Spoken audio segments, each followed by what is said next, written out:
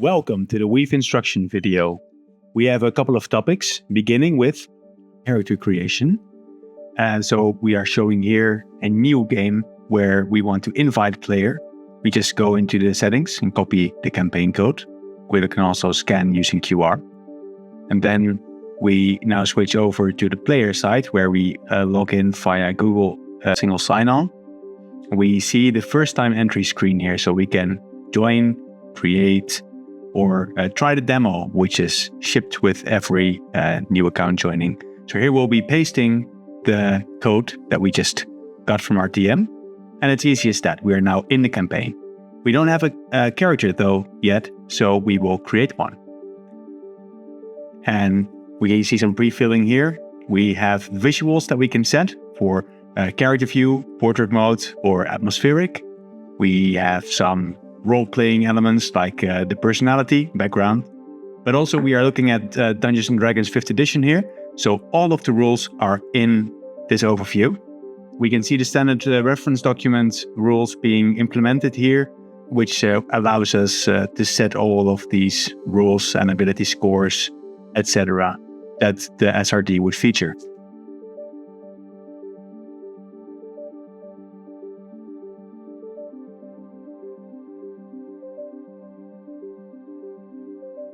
All right, so just moving on to the proficiencies, we can see what's ahead. So also next levels, and see which features we're getting for our class. And we can set our story. If we want to, we can have some refinement on the text. We can set a secret that only the DM will see or not. And we can export our character sheet to PDF, as you see here. So this is nice if you want to ever move your character around, print it, take it with you. Of course, you won't need to because you have Weave, but if ever the opportunity or the necessity arises, it's there. We can have a 3D rendering, and we can download the GOB file, so we can send this straight to Blender or straight to the 3D printer. So that's another very nice feature at your disposal.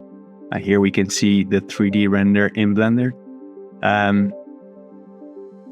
And normally, of course, in that same space, you see a 2D rendering. All right, so this is one character that we just created. It's all there is to it, and we can now join the session for the first time. So we are now inside the Weave runtime, so the place where you experience the game during game night. And we're looking at a previous session recap here. All right, so to show you another route, as a DM, I also am able to assist my players, either by generating characters for the game system that I currently set up, or by just creating them manually, which is the old-fashioned way. And we are seeing here a pre-filled template that we do get to complete. The creation process will require some human input, as it should. And what we are looking at here now is the possibility to gift or donate the characters to another player. So you went to player management, you found your new player, you just shipped a character to them with the click of a button, and now it is under their control, which is marvelous for people that have a player death or that just show up late and don't have a character. And we're looking at Loadout now, so capabilities. This is dependent on which class you are playing. Right now we're a wizard, so we have a bunch of known spells and a bunch of prepared spells, and we can actually see in the top how many we can prepare and also how many are in my spellbook. This changes again based on the class that I am playing. So we are now looking at equipment, and we can see that purchasing this is also a very easy process. We have campaign items and also items you might find in the player handbook. We can buy them at a cost that the DM can set how much gold you start with, and then you can just equip them from there or from the in-game menu. We've just arrived to the runtime app once more as a different character this time, looking at the session recap for session 2 this time. And now we are looking at the character creator again, but this time for Pathfinder 2nd edition. So Weave supports multiple game systems. Right now it's Dungeons & Dragons 5th edition plus homebrew content, and Pathfinder 2nd edition, the remastered version. There's also the possibility to just create your own campaign, and there's hopefully many more game systems being added to this. So right now, looking at just the Pathfinder 2nd edition progression, which is a lot more elaborate actually than Dungeons & Dragons 5th edition is. But we can see it's all covered here. So again, just looking at our different visual slots, creating a beautiful character portrait is very easy to do, as you can see here. And then once we have our art and our character set up, then also this character is ready to go. So we are just finishing some selections that we are making for Pathfinder 2nd edition. More just to show you how the menu feels.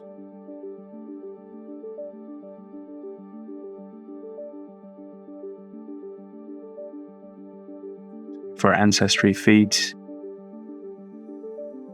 we have our ability boosts.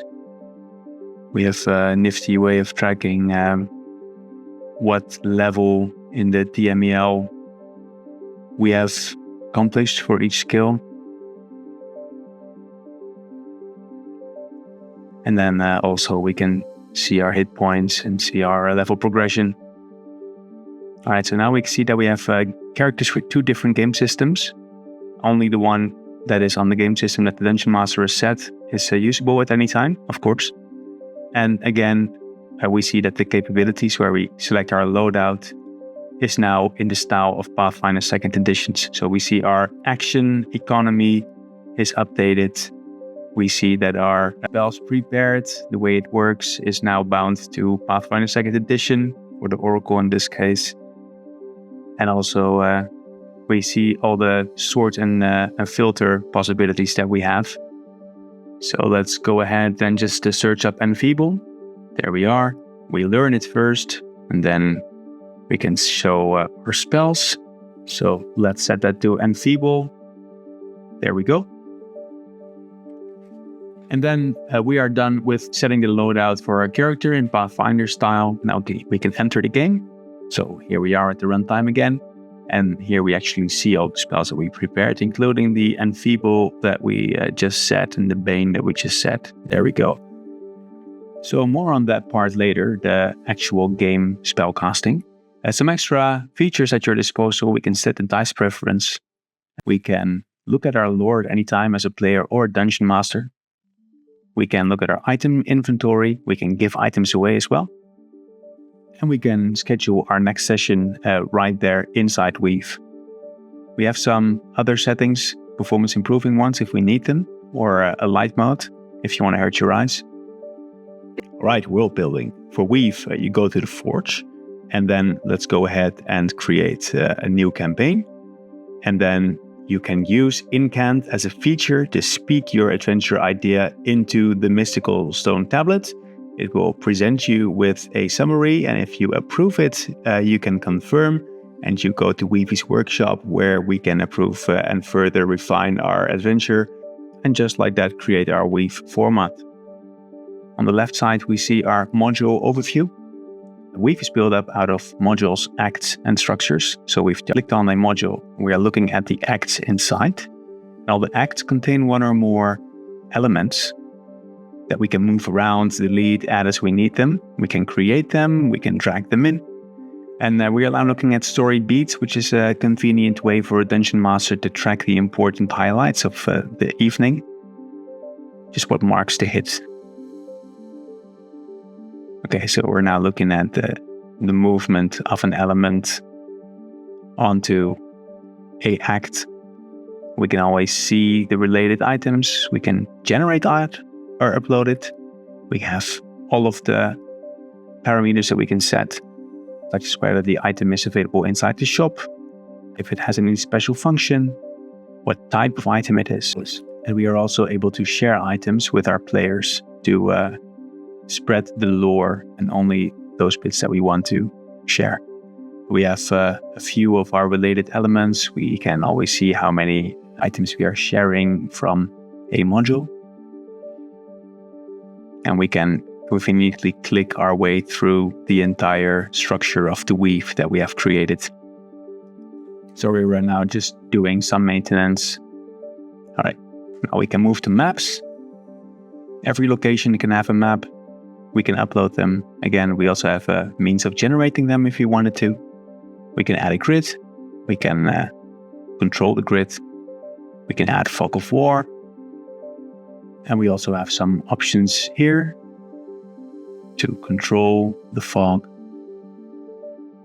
If we need some more space, we just hide the panels, bring them all back easily. Now we want to add our map to a location or promote it to a new location. And in doing so, it will become available to us at game time where we need it. We can also place items onto the map. So any element that you have added before becomes an option to drag onto the map. We are right now looking at a self-created weapon. And this weapon is also on the map from the left side. So you can see the Sandfall cleaver there. We click, we can go to the element immediately. We can drag them around. So I mentioned earlier that we can also generate a battle map, which is what we're looking at now. We can select the description. We can also create it from an existing location. We can choose isometric or top-down view. We can set our size, so the aspect ratio. We can also give our own description if we wanted to.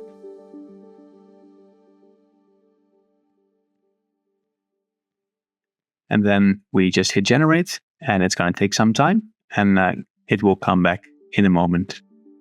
So here we have it, fast forwarded that, and then we can see that it followed the brief quite well. And you now have a nice battle map to use in your adventures based on your exact prompt and also the styling and theming of your campaign. So we just promote this to a location, and then we are all set. Just have to change the name because right now it's a bit difficult to pronounce. There we go.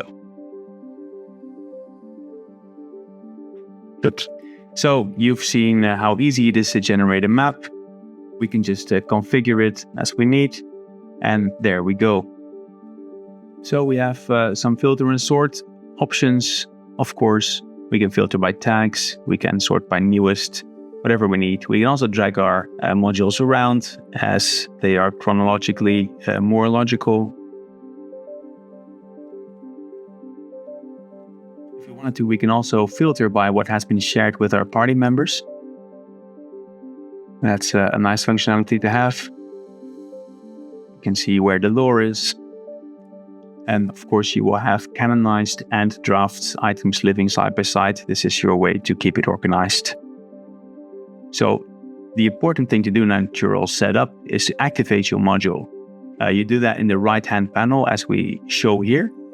And this is where you make your module available to you at game time. So you will only see the modules that you have active, as we can see here. And once they are active, we just load up any one of them. And then we have access to all of the content that we created. This is a way to keep yourself structured, so you only see the things that you need at any given time. If you're on a desktop, you can open multiple tabs just by holding Control. We see all the containing elements. We show the picture thumbnails. We have all of the information at your fingertips. Right, so we can look at our story beats. We can update them, cross them off, rearrange them.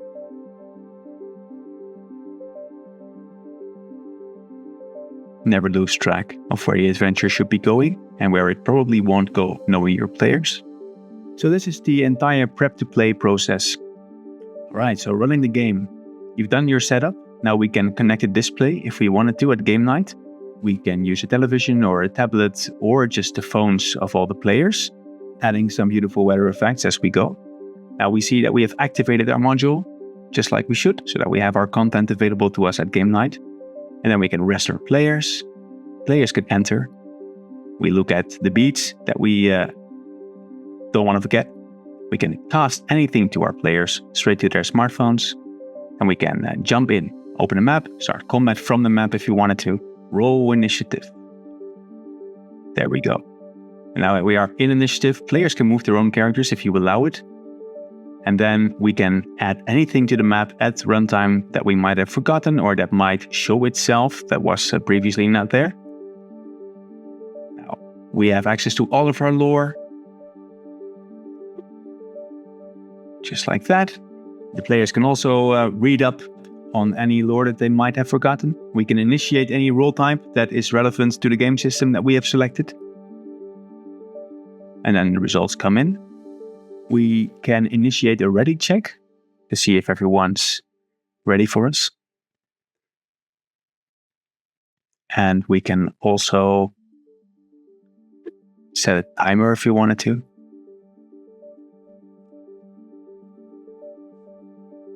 Just like that. And everyone will see it on their own screen.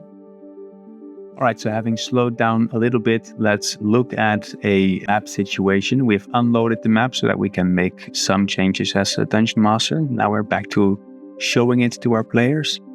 The players can assume control of their own characters. I'm now moving my own character around. We are in exploration mode, so we are not locked to initiative right now. We see another player also moving their character around, and we have already seen the big bad looming in the distance there.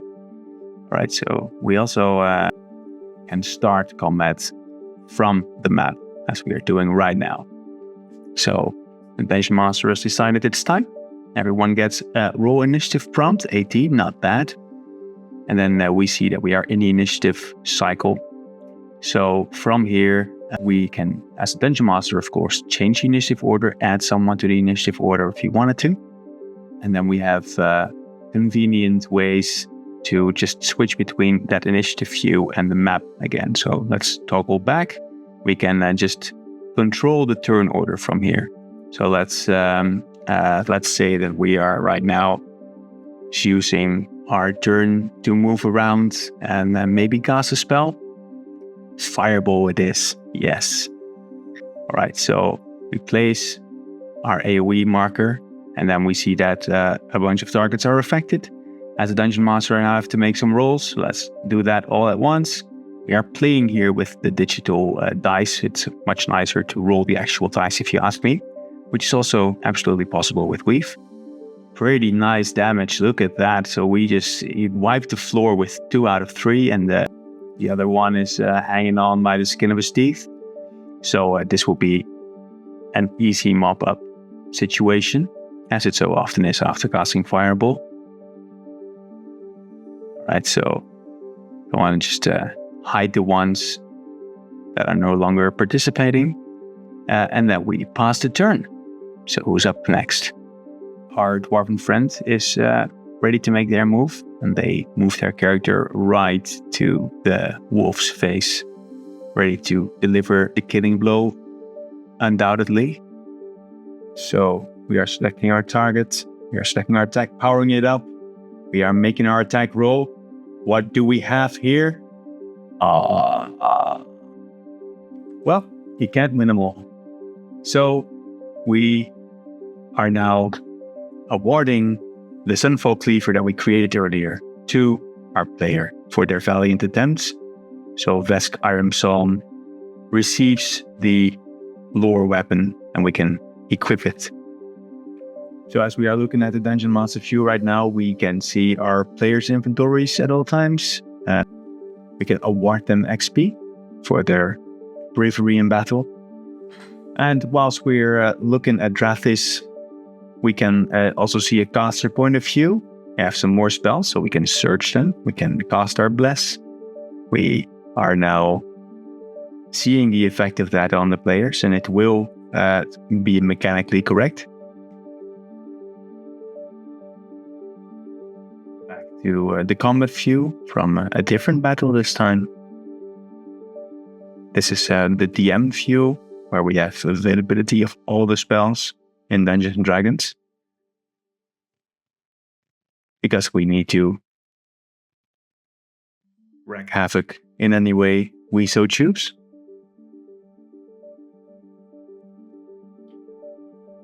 It's a bit more of a simple UI that is meant for efficiency, and we are brought to the rolling screen regardless, and we can see the effects of all of that. We can read up on any spell that we have in our arsenal. We can upcast our spells. We also at the top left see our available spell slots for that level. And we can ask questions about anything at any time as both a player or a dungeon master using the included Weavy AI. So, for example, how does upcasting a spell work? Or how does grapple work? Or anything else that might hold you up during a normal night of gameplay. So we have a story feed. We can see most of the things that happened during the night just for record keeping. This will also be used in the generation or creation of session notes.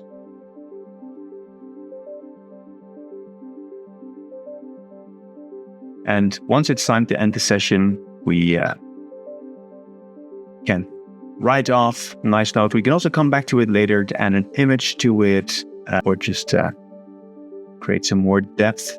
This is shared with all the players. It's also a nice record keeping for your campaign adventures. So we see here a suggestion for your session notes, which is informed by all of the activity from this session. Every battle, every XP awarded, every spell cast, every item received, everything is here. And then we just end the session like that. And then we can read up on all of our past sessions in the campaign log. And that's it, friends. The tour is done, and I wish you many fun games with Weave. Goodbye.